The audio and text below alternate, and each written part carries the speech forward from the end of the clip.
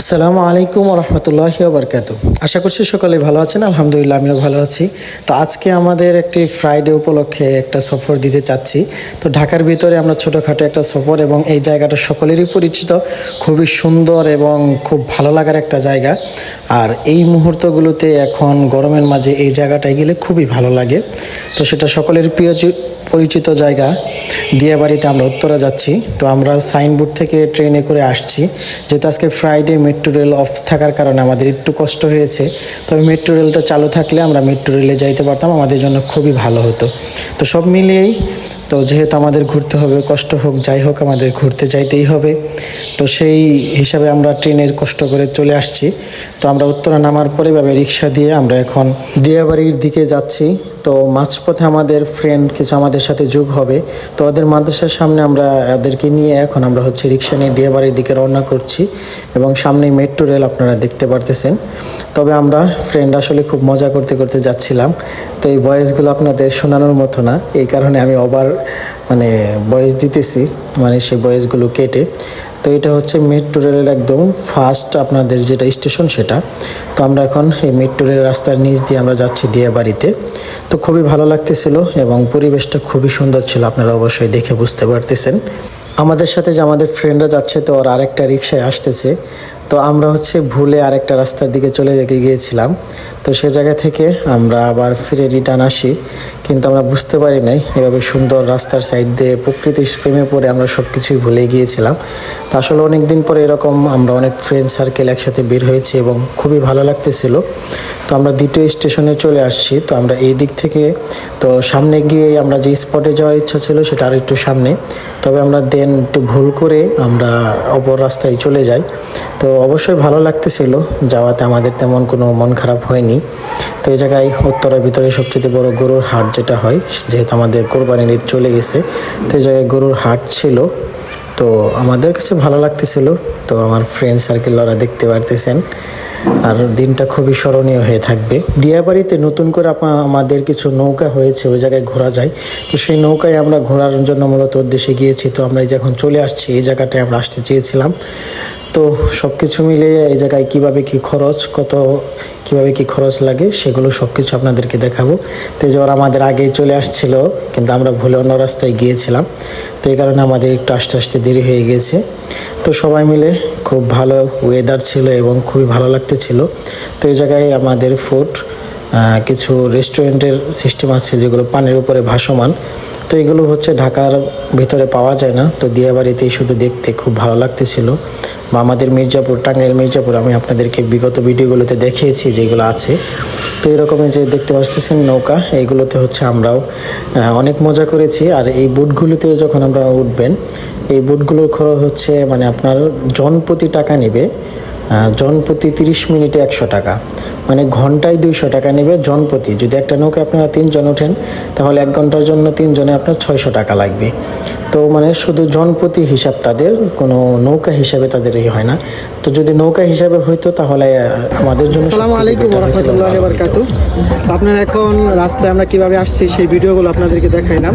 তবে এটা আপনার যদি আপনারা মেট্রো রেলে আসেন, উত্তরা দক্ষিণ স্টেশনেও নামতে পারেন, বা সেন্ট্রালে নামলে আপনার একটু আগে আসতে হবে, আর দক্ষিণে নামলে আপনার একটু পিছনে হেঁটে আসতে হবে, তাহলে আপনারা এই জায়গাটা আসতে পারবেন।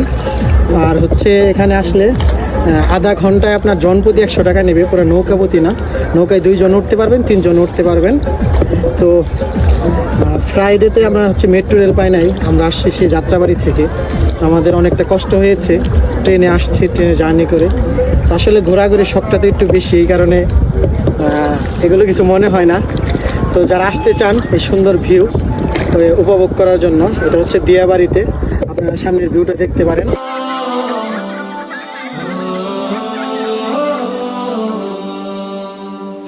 দ্বিধা ভাঙো, খোলো আঁখি খোলো, হতাশা ঝেড়ে ফেলে চলো। দেখো সাহসে দেখো, বাড়ো শপথে বাড়ো, বলো হৃদয় খুলে বলো। না বলা কথাগুলো হোক না বলা, আর কত হবে বলো একলা চলা। না বলা কথাগুলো হোক না বলা, আর কত হবে বলো গুটিয়ে চলা।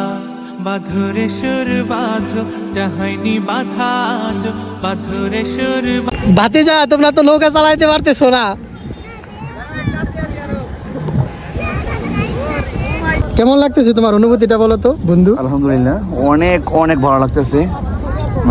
ফার্স্ট টাইম আমরা দিয়াবাড়িতে আসছি এই লেকের মধ্যে, আলহামদুলিল্লাহ অনেক অনেক ভালো লাগতেছে। তো আমরা ফ্রেন্ড সার্কেল এই যে 8 জন আসছি, ওই যে ওরা 3 জন, ওইটাই 3 জন, আর আমরা এটা হচ্ছে 2 জন স্পেশাল। আমরা এই তোমাদের অনুভূতিটা বলো তো? আমাদের অনুভূতি হলো এই বাহার আরে মাথা ফাটালি একেবারে। তুই হবে রাত আর আমি হব চাঁদ, জোছনায় গোর আমাদের। কি খবর সবার? সবাই একটা জোরে করে চিল্লানি দেই। বাঁধো যা হয়নি বাধা আজ, বাঁধন হারা গানে মিতালি প্রাণে প্রাণে ভাসিয়ে দে সুরের ভেলা। না বলা না বলা না বলা কথাগুলো হোক না বলা, এক মুঠো রোদে সেই জামাই সাহেব 15 সেকেন্ড হয়ে গেছে, 15 সেকেন্ড ভালো করে সেই পরিবেশ, সেই সেই অনুভূতি, এই পরিবেশ। ওয়াও এ বাহার, এ বাহার। ওরা স্বপ্ন আঁকো, সেই স্বপ্নে হেঁটে চলার ইচ্ছে মাখো। এক মুঠো রোদে পড়া স্বপ্ন আঁকো, সেই স্বপ্নে হেঁটে চলার ইচ্ছে মাখো।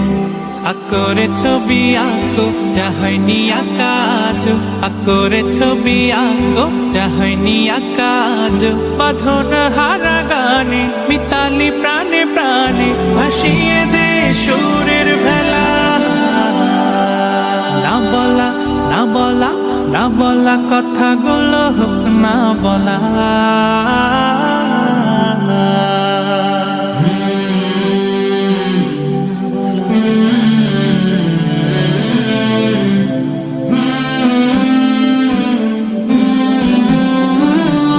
আমাদের যে বৈঠা দিয়েছিল সেই বৈঠাটা ভেঙে যাওয়ার কারণে আমার হাতটা কেটে গিয়েছিল। আমি দেখতে পারতেছেন যে আমি বৈঠা বাইতে পারতেছিলাম না।